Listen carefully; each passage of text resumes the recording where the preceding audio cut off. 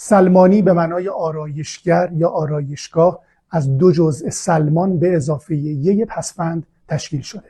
سلمان همان صحابی مشهور پیغمبر هست که در واقع صنف آرایشگران اون رو بنیانگذار و پیشکسوت شغل خودشون میدونستند.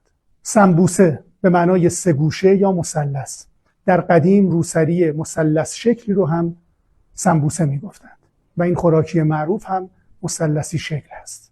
سلفیدن یا سرفیدن واژه‌ای هست در فرهنگ‌های کهن به معنای سرفه کردن، ولی امروزه در معنای از روی ناچاری پولی به کسی دادن هست.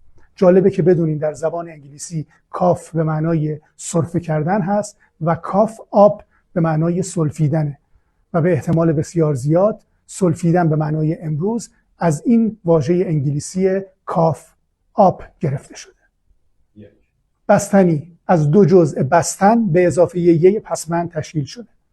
بستن در گذشته به معنی یخ زدن و منجمد شدن به کار رفته، یعنی چیزی که یخ زده و منجمد شده. پستو اتاق کوچکی در ته خانه یا مغازه که به عنوان انباری ازش استفاده می‌کردن. از دو جزء پس به اضافه تو تشکیل شده. پس به معنای پشت و تو به معنای اتاق. در بعضی گویش‌های ایرانی مثلا شوشتری به اتاق تو گفته میشه.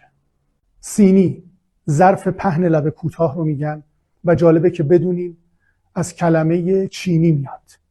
در زبان عربی به کشور چین از سین گفته میشده و چون این کشور صاحب نام بوده در ظروف، به اون ظروف هم ظروف سینی میگفتند و بعد ایرانی ها اون رو تغییر دادن و به این ظرف سینی گفتن.